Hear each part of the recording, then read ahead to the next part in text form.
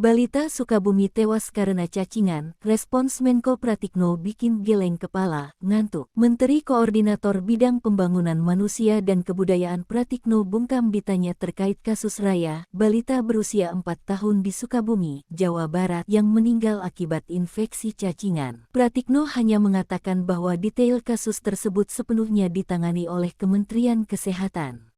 Mungkin Kemenkes yang awal cukup detail.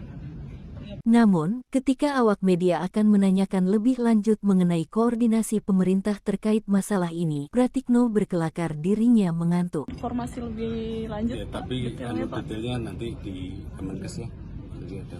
mungkin akan dikoordinasikan. Nggak tahu, saya ini agak ngantuk dikit ini.